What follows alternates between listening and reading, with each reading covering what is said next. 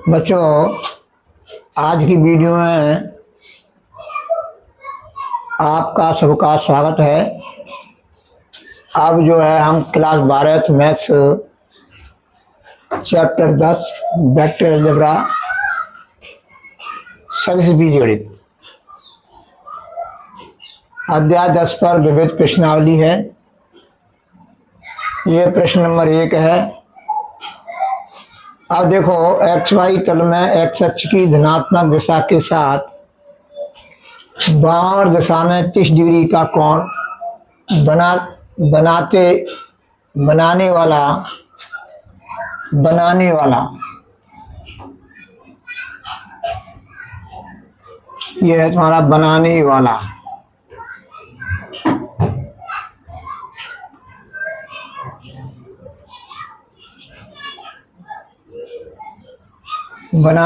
मात्रिक सदिश लिखिए। अब मात्रिक सदिश हम क्या है कि पहले हम निकालेंगे मात्रिक सदिश के लिए कि एक्स अक्ष की धन दिशा से कौन सा कोण बन रहा है, वाई अक्ष की धन दिशा से और जेड अक्ष की धन दिशा से। तो एक्स अक्ष की धन दिशा से देखो, मैं पहले चित्र बना रहा हूँ आपके लिए।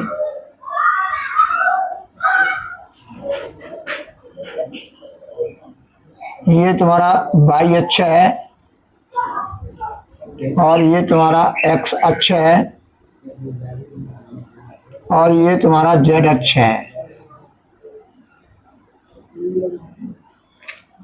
ये वाई अक्ष, ये एक्स अक्ष, ये जेड अक्ष। अब क्या है कि धनात्मक दिशा के साथ वामावर्त दिशा में 30 डिग्री का कोण बना है। ये कोई सदिश है और ये जो है 30 डिग्री का कोण बन रहा है।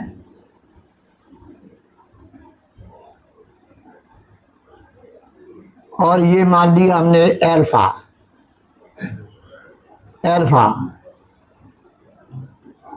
एक्स अक्ष की धनात्मक दिशा से बने कोण को मैंने अल्फा मान लिया। वाई अक्ष की धनात्मक दिशा से जो बना कोण है उसको मैंने बीटा मानूंगा। और देखो, ये पूरा कोण 90 का है। 90 में 30 से 60 बचे, तो ये 60 डिग्री का हो गया और ये हो गया तुम्हारा बीटा। और जेड अक्ष की धन दिशा से बना कोण क्या होगा? जेड अक्ष की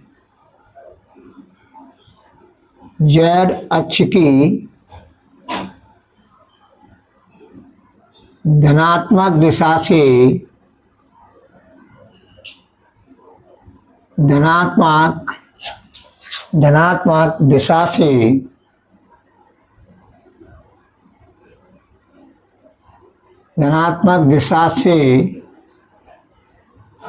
बना कोण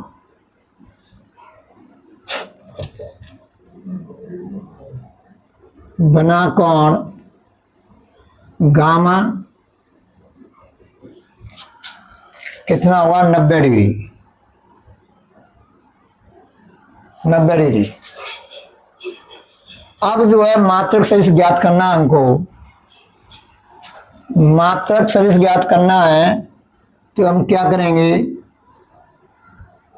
एक्स वाई तल में ये मात्रक सदिश है तो आर वेक्टर बराबर एक्स आई पे कैप। एक्स की जगह पे अब ये मात्रिक सदिश है। अब मात्रिक सदिश को मैं ए वेक्टर मानता हूँ। क्या मानता हूँ? ए वेक्टर माना। ए वेक्टर जो है मात्रिक सदिश है।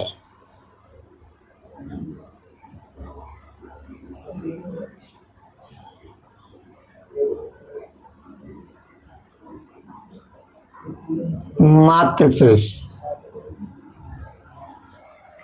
ये होगा तुम्हारा कॉस अल्फा आई पे कैप,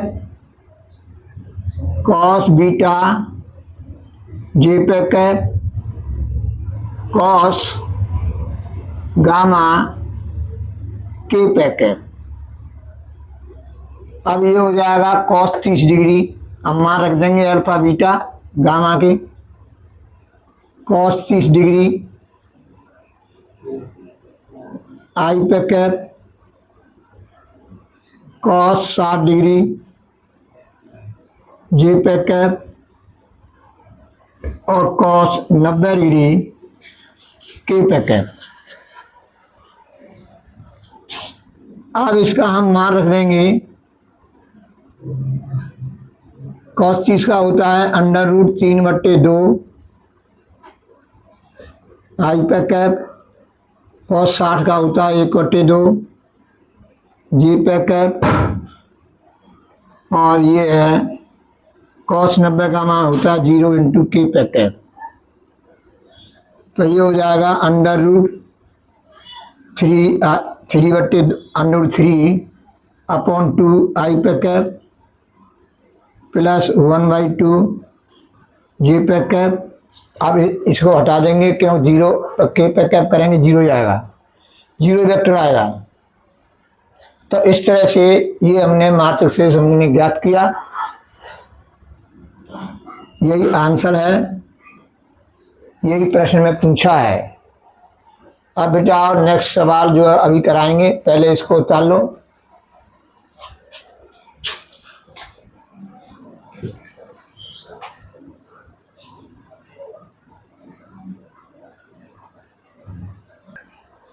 देखो बेटा, ये चित्र वैसे समझ में नहीं आ रहा हो तो मैं आपको यहाँ पर बता रहा हूँ कि ये तुम्हारा जो है एक्स अक्ष है और ये तुम्हारा वाई अक्ष है और ये तुम्हारा जेड अक्ष है। अब एक्स वाई तल में और ये कोई सदिश है, इस तरह से ये सदिश है और ये एक्स अक्ष की धन दिशा से जितनी सी का कोण बन रहा है, तो वाई अक्ष की धन दिशा से कितना कोण बनेगा? 60 डिग्री बनेगा, क्योंकि ये पूरा 90 डिग्री होता है और 90 में 30 चले जाएंगे तो ये वाई अक्ष से जो बना कोण होगा वो 60 डिग्री होगा। और जो है जेड अक्ष से ये सदिश कितना कोण बनाएगा? 90 डिग्री बनाएगा। ये 90 डिग्री हो गया, ये क्या हो गया? 90 डिग्री। देखो इस तरह से है ये, और ये जेड अक्ष है, ये ऊपर की ओर है और ये जो ये सदिश है वो एक्स वाई तल में है। तो जेड अक्ष की धन दिशा से जो बनेगा कोण वो 90 डिग्री बनेगा। तो इस तरह से ये हमने लिखा कि जेड अक्ष की धन दिशा से बना कोण गामा बराबर 90 डिग्री, और ये जो है अल्फा बराबर 30 डिग्री माना है। क्योंकि मैंने तिरछा इसलिए बनाया है कि तुम्हारा ये देखो इस तरह से बना दिया। अगर इस तरह से बनाता मैं सीधा तो ये सीधी रेखा बन जाती, तो तुम्हारी समझ में नहीं आता। इसमें जो है जो व्हाइट बोर्ड पर ऐसे ही बनाया जाएगा। तो मैं प्रैक्टिकल बता रहा हूँ, ये है कंडीशन, हकीकत, रियलिटी। अभी बताएंगे नेक्स्ट सवाल।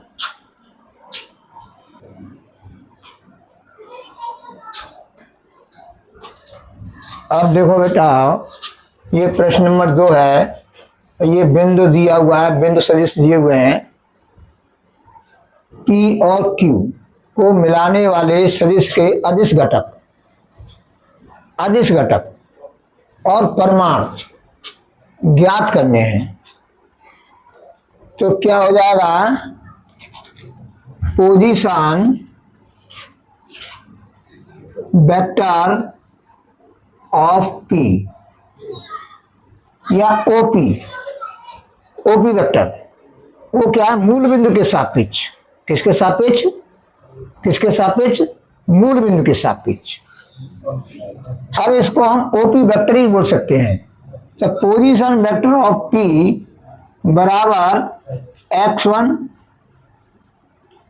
आई पे कैप प्लस y1 जे पे कैप प्लस z1 के पे कैप। देखो x1, अब ये जो है अदिश घटक हैं वेक्टर के, क्या हैं? यानी जो है स्थिर सदिश के क्या हैं? ये स्थिर सदिश के जो है अदिश घटक हैं ये। और इनमें जो हम आई पे कैप x1 आई पे कैप करते हैं तो ये सदिश घटक बन जाएंगे। क्या बन जाएंगे? सदिश घटक। y1 जे पे कैप Z1 K पर कैप, ये जो है सदिश घटक हैं बिंदु सदिश के। और अगर ये आई जे के ने हम हटा दें तो जे जगह बिंदु सदिश के जो है अदिश घटक बन जाएंगे। क्या बन जाएंगे? अदिश घटक। अब ये है पोजीशन वेक्टर ऑफ Q बराबर x2 I पे कैप प्लस y2 J पे कैप प्लस Z2 K पे कैप। अब P और Q को मिलाने वाला सदिश क्या बनेगा? PQ vector. क्या बनेगा? PQ वेक्टर बनेगा। अब ये है तुम्हारा PQ वेक्टर, ये हो जाएगा पहले पोजीशन वेक्टर ऑफ Q, ये बिंदु लिया जाता है, इस बिंदु का पोजीशन वेक्टर लिया जाता है। Position vector of Q minus position vector of P बराबर x2 I पे कैप प्लस y2 J पे कैप प्लस Z2 K पे कैप। अब minus position vector of P, अब ये मान से लग रही है, इससे पहले मान से लग जाएगी तो ये चिन्ह बदल जाएंगे, तो ये हो जाएगा माइनस x1 I पे कैप माइनस y1 J पे कैप माइनस Z1 K पे कैप। अब इसको जो हम हल करेंगे तो क्या होगा? x2 माइनस x1 I पे cap plus y2 minus y1 J पे cap plus Z2 minus Z1 K पे कैप। ये PQ वेक्टर आ गया। अब क्या कह रहा है? अदिश घटक। अब इसके अदिश घटक बताने हैं। अब PQ वेक्टर के अदिश घटक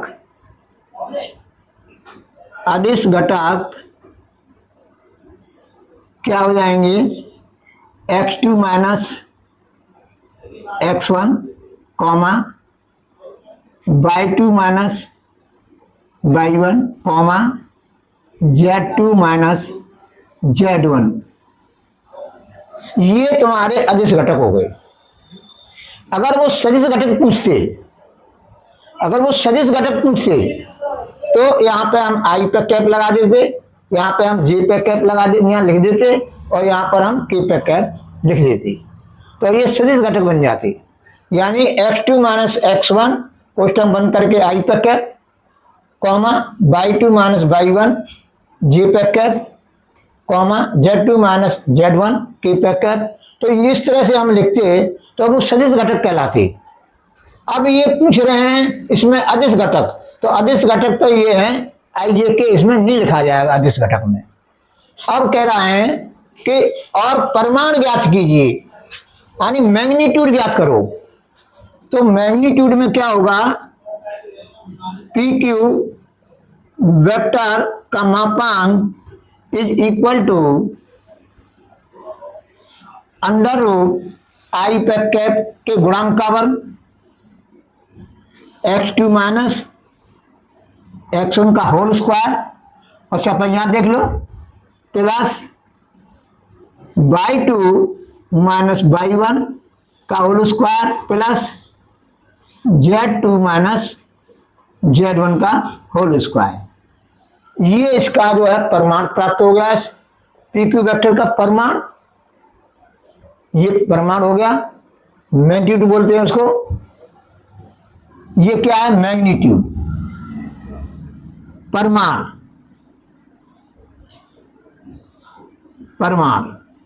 यानी मैग्नीट्यूड।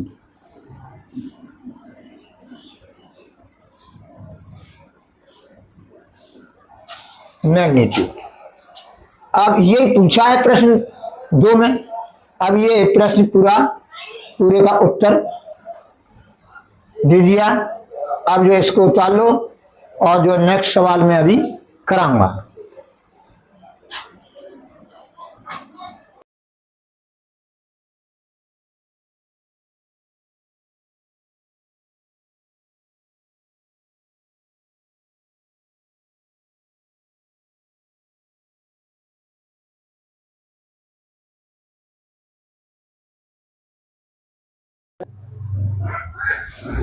और देखो प्रश्न नंबर 3 है, एक लड़की पश्चिम दिशा में 4 किलोमीटर चलती है। देखो पश्चिम दिशा, इधर जो है पश्चिम है, इधर पूरब है, इधर उत्तर है। नॉर्थ का मतलब उत्तर, और जो है ईस्ट का मतलब पूर्व, इधर पूर्व है, और ये जो है साउथ है यानी दक्षिण है। अब देखो 4 किलोमीटर चलती है, यहाँ से ये प्रारंभिक स्थान है, यहाँ से ये पश्चिम दिशा की ओर चल रही है। कितनी चली? 4 किलोमीटर। यहाँ से यहाँ तक ये 4 किलोमीटर चली, और चलने के बाद ये क्या होता है, उसके पश्चात वह उत्तर से, यानी ये उत्तर से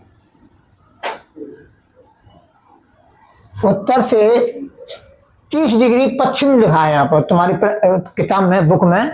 ये गलत है, और ये मिस्टेक गलत हो गई है यहाँ पर। ये पूर्व आएगा, यहाँ पर क्या आएगा? पूर्व आएगा। 30 डिग्री पूर्व की दिशा में 3 किलोमीटर चलती है। 30 डिग्री पूर्व की ओर, 30 डिग्री यानी इस तरह से पूर्व की ओर 30 डिग्री 3 किलोमीटर चलती है, यानी BA बराबर 3 किलोमीटर। अब क्या है, अब मैंने मान लिया कि यहाँ से यहाँ तक ये x किलोमीटर है, ये क्या है y किलोमीटर है, तो ये जो पूरा 4 किलोमीटर है, तो ये कितना हो जाएगा? 4 - x किलोमीटर हो जाएगा। अब क्या है कि ये मैंने मान लिया कि OA वेक्टर, मान लिया OA वेक्टर बराबर R वेक्टर। ये पूछा है, ये प्रश्न में पूछा है, तो हमें R वेक्टर निकालना है। तो R वेक्टर के लिए हम क्या करेंगे कि देखो ये 30 डिग्री है, तो ये कितने का हो जाएगा? 60 डिग्री का हो जाएगा, यानी 60 डिग्री। क्योंकि 90 ये है, 90 में 30 गए 60 हो जाएगा, 60 हो जाएगा। अब देखो समझो, R वेक्टर क्या होगा? -XI पे कैप, देखो इधर जो ऋण की दिशा, प्लस YJ पे कैप। अब हमें x और y के मान ज्ञात करने हैं, तो x और y के मान हम इस त्रिभुज से करेंगे, यानी BCA, समकोण त्रिभुज BCA। अब लिखेंगे हम समकोण त्रिभुज, समकोण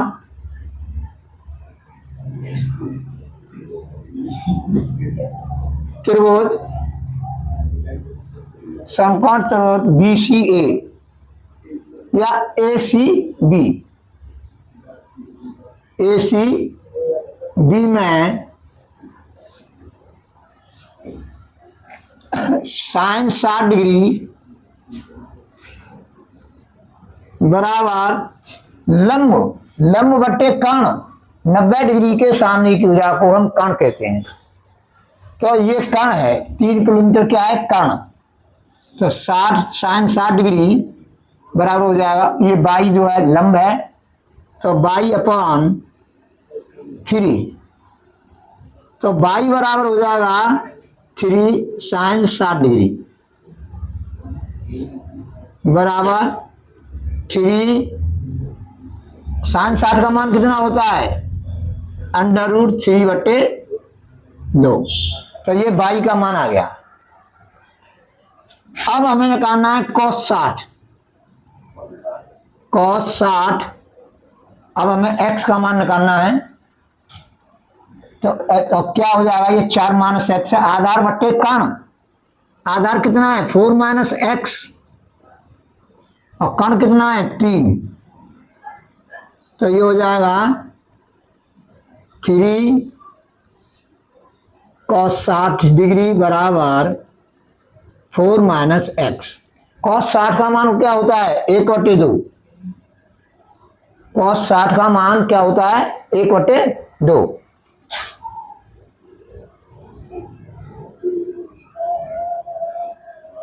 तो ये हो जाएगा 3/2 बराबर 4 माइनस एक्स। अब x से हम इधर ले आएंगे लेफ्ट हैंड साइड की ओर, तो इम्प्लाई दैट x बराबर 4 माइनस 3/2। तो ये हो जाएगा x बराबर 2 चौक 8, 8 में 5, यानी 5/2। x बराबर हो जाएगा 5/2। अब ये हमें x का मान आ गया और ये तुम्हारा जो है y का मान आ गया। अब x और y के मान इसमें रख देंगे। r वेक्टर बराबर है माइनस एक्स आई पे कैप प्लस वाई ये पे कैप। तो r वेक्टर बराबर माइनस एक्स आई पे कैप प्लस वाई जे पे कैप, ये है। यहां से अब x और y के मान रख दो, तो माइनस 5/2 आई पे कैप प्लस वाई कितना है 3√3 3√3/2 जे पे कैप। इस तरह से ये जो है तुम्हारा प्रारंभिक प्रस्थान के प्रारंभ बिंदु से लड़की का विस्थापन हो गया। प्रस्थान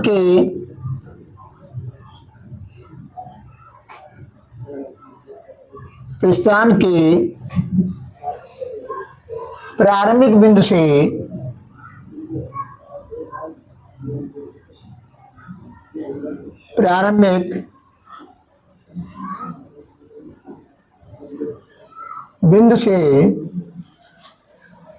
लड़की का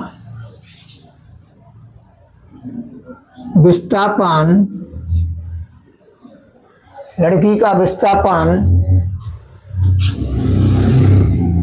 माइनस 5/2 आई पे कैप प्लस 3√2 3/2 जे पे कैप